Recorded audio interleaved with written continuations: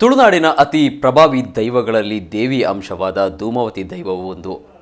ತುಳುನಾಡಿನ ಹೆಚ್ಚಿನ ಕುಟುಂಬಗಳು ಆರಾಧಿಸುವ ಪ್ರಮುಖ ದೈವಗಳಲ್ಲಿ ಧೂಮಾವತಿಯು ಒಂದಾಗಿದ್ದು, ಹೆಚ್ಚಿನ ಕುಟುಂಬಗಳಲ್ಲಿ ಧೂಮಾವತಿ ದೈವದ ಆರಾಧನೆ ನಡೆಯುತ್ತದೆ. ದೈವಾರಾಧನೆಯ ಅತ್ಯಂತ ಪುರಾತನ ಕ್ಷೇತ್ರಗಳಲ್ಲಿ ಕಾಸರಗೋಡು ಜಿಲ್ಲೆಯ ಕುಂಬಳೆಚಾವಡಿ ಧೂಮಾವತಿ ದೈವಸ್ಥಾನವು ಒಂದು. ಪ್ರತಿ ವರ್ಷವೂ ಇಲ್ಲಿ ಧೂಮಾವತಿ ದೈವಕ್ಕೆ ನೇಮೋತ್ಸವ ನಡೆಯುತ್ತಿದ್ದು, ಇಲ್ಲಿನ ನೇಮೋತ್ಸವ ನೋಡಲು ದೂರದ ಊರುಗಳಿಂದ ಅಪಾರ ಸಂಖ್ಯೆಯ ಭಕ್ತಾದಿಗಳು ಆಗಮಿಸಿ ದೈವದ ಕೃಪೆಗೆ ಪಾತ್ರರಾಗುತ್ತಾರೆ. ತುಳುನಾಡಿನ ಅತ್ಯಂತ ಕಾರಣಿಕ ದೈವವಾಗಿರುವ ಧೂಮಾವತಿ ದೈವ ಜಗನ್ಮಾತೆ ದೇವಿಯ ಅಂಶವಾಗಿದ್ದಾಳೆ. ತುಳುನಾಡಿನಲ್ಲಿ ದೇವಿ ಸ್ವರೂಪಿ ದೈವಗಳ ಹಲವಿದ್ದು, ಇವುಗಳಲ್ಲಿ ಧೂಮಾವತಿ ದೈವವನ್ನು ತುಳುನಾಡಿನ ಜನ ವಿಶೇಷ ಮಾನ್ಯತೆ, ಭಕ್ತಿ, ಗೌರವದಿಂದ ಆರಾಧಿಸಿಕೊಂಡು ಬರುತ್ತಿದ್ದಾರೆ. ಧೂಮಾವತಿ, ಜುಮಾತಿ ಹೀಗೆ ಹಲವು ನಾಮಗಳಿಂದ ಕರೆಯಲ್ಪಡುವ ಈ ದೈವದ ಹೆಸರೇ ಸೂಚಿಸುವಂತೆ ಹೊಗೆಯಿಂದ ಪ್ರಕಟಗೊಂಡ ದೈವ ಇದಾಗಿದೆ. ಧೂಮ ಎಂದರೆ ಹೊಗೆ ಮತ್ತು ಅವತಿ ಎಂದರೆ ಹುಟ್ಟಿದವಳು ಎನ್ನುವ ಅರ್ಥ ಕೊಡುತ್ತದೆ.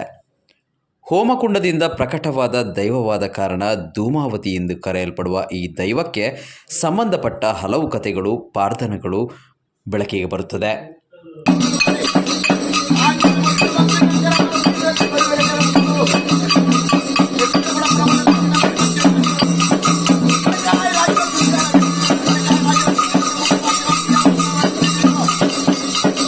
ದೇವತೆಗಳಿಗೆ ನಿರಂತರ ಸಮಸ್ಯೆಗಳನ್ನು ಕೊಡುತ್ತಿದ್ದ ಅಸುರ ಧೂಮ್ರಾಕ್ಷನನ್ನು ಸಂಹರಿಸಲು ದೇವಿ ತೆಗೆದುಕೊಂಡ ರೂಪವೇ ಧೂಮಾವತಿಯಾಗಿದ್ದು, ತನ್ನ 4 ಕೈಗಳಲ್ಲಿ 52 ಆಯುಧಗಳನ್ನು ಹಿಡಿದು ಧೂಮ್ರಾಕ್ಷನನ್ನು ಸಂಹರಿಸುತ್ತಾಳೆ. ಇನ್ನೊಂದು ಕಥೆಯ ಪ್ರಕಾರ, ಹಿಂದೆ ವಿಪ್ರರೊಬ್ಬರು ತನ್ನ ತೋಟದಲ್ಲಿ ಬೆಳೆಯುವ ತರಕಾರಿ ಮತ್ತು ಹಣ್ಣುಗಳನ್ನು ಕಾಪಾಡಲು ದೈವವೊಂದಕ್ಕೆ ಜವಾಬ್ದಾರಿ ನೀಡಲು ಸೂಚಿಸುತ್ತಾರೆ. ಇದಕ್ಕಾಗಿ ಆತ ಪಕ್ಕದ ಊರಿಂದ ದೈವವೊಂದನ್ನು ತನ್ನಲ್ಲಿ ತರಲು ಆ ಊರಿನ ಮುಖ್ಯಸ್ಥನಲ್ಲಿ ವಿನಂತಿಸುತ್ತಾರೆ.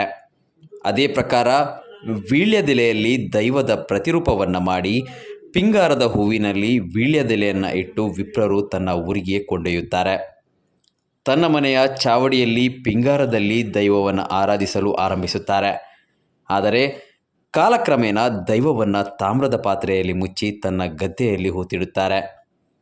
10 ವರ್ಷಗಳ ಬಳಿಕ ಗದ್ದೆಯಲ್ಲಿ ಕೆಲಸ ಮಾಡುತ್ತಿದ್ದ ಕೆಲಸಗಾರನಿಗೆ ಈ ತಾಮ್ರದ ಪಾತ್ರೆ ಸಿಗುತ್ತದೆ. ಪಾತ್ರೆಯನ್ನು ತೆರೆದ ತಕ್ಷಣವೇ ಪಾತ್ರೆಯೊಳಗಿದ್ದ ದೈವ ಹೊರಗೆ ಬಂದು ತುಳುನಾಡಿನಾದ್ಯಂತ ನೆಲೆ ನಿಲ್ಲುತ್ತದೆ. ಹೀಗೆ ನೆಲೆ ನಿಂತ ಕ್ಷೇತ್ರಗಳಲ್ಲಿ ಕುಂಬಳೆಚಾವಡಿ ಧೂಮಾವತಿ ದೈವಸ್ಥಾನವು ಒಂದಾಗಿದೆ. ದೇವಿ ಸ್ವರೂಪಿಯಾದ ಧೂಮಾವತಿ ದೈವದ ನೇಮೋತ್ಸವಕ್ಕೆ ಊರ ಹಾಗೂ ಪರ ಊರಿನ ಭಕ್ತರು ಪಾಲ್ಗೊಳ್ಳುತ್ತಿದ್ದು, ದೈವದ ಕೃಪೆಗೆ ಪಾತ್ರರಾಗುತ್ತಾರೆ.